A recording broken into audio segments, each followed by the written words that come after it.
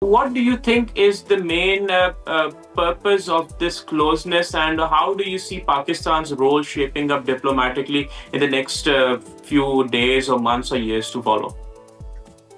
Well, I think Pakistan has become, irrelevant in this administration. The reason behind is that the previous administration has a jaundiced view of Pakistan, particularly the Biden Absolutely. administration, which downgraded the relation with Pakistan. But the incumbent administration, they do understand that Pakistan is an important player. Either it comes to China, India, Iran, and Afghanistan. Remember, all these four nations are very much important for the United States. Yeah, China is a nation absolutely. which to whom they are countering in Indo-Pacific, Yeah, and they need partners for that. India is another player to whom they want to have they have comprehensive global strategic partner. But yeah, India is also working on strategic autonomy, where they are getting more oil from Russia. And remember, last night yeah. a couple of American senators have brought a bill in the US Senate that they should impose 500% taxes on India if it keeps on importing oil from Russia. And then it comes to Iran and Afghanistan. American needs Pakistan's support. American wants to Absolutely. engage with Pakistan. So I think Pakistan has got quite a relevance in the region. All what is important is that how things will shape up in the future. And I think in the recent days, in the last 10 days, I think Marco Rubio has called twice to the Pakistani Prime Minister, which tells the Yeah, relevance of Pakistan's government, Pakistan's political stance, where we call spade a spade. American and Israeli targeted on Iran yes. were condemned, but at the same time, we want to cooperate and engage with the United States. So I think things are moving in right direction. We have to balance the relations, and we have to stand in line with international law and the rules-based international order.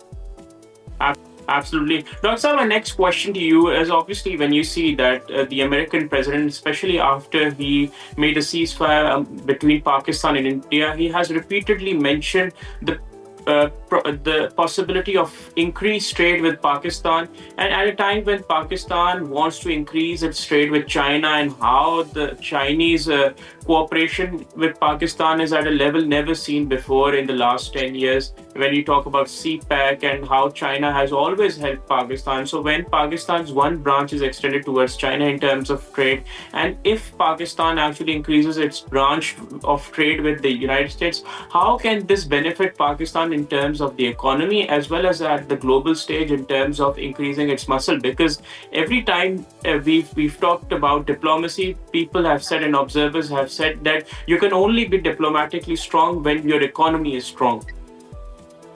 Well, frankly speaking, we couldn't take advantage of China as a very close partner of the Yeah, Pakistan in our trade.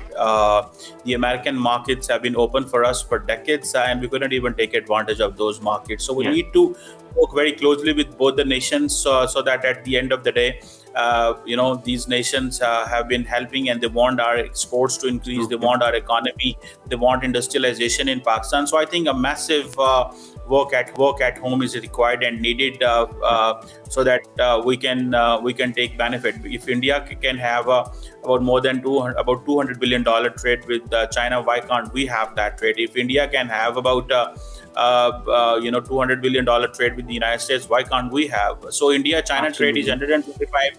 India US trade is about $200 billion, and these both nations are ready to help us. But we need to enhance our capability, Yeah, and we need to take incentives even for the as far as the European Union is concerned, which gave us the GSP plus status. We couldn't yeah, take advantage. So I think a absolutely. massive work at home is required to take advantages of the avenues which have opened for us in decades. Dr. Chima, thank you. I just wanted to ask you, I just want if we could get a short comment about what happened in Iran over the last 2 weeks, and how the American president, made another ceasefire. How do you see Iran's matter shaping up in the near future? Do you see Iran weakening, or do you see a resolution of this conflict on a long-term basis? What is your opinion? Well, as far as Iran is concerned, Iran's influence in Middle East has drastically decreased. Secondly, Iran's nuclear program has been targeted, which tells that Iran won't be in a position to manufacture the nuclear bomb very very nearly. Thirdly, the important thing is that the other nations are going to play a major role in Middle East, like Saudi Arabia, Turkey, and Israel. And in the end, Iran emerged as a player which have shown to people at home and in.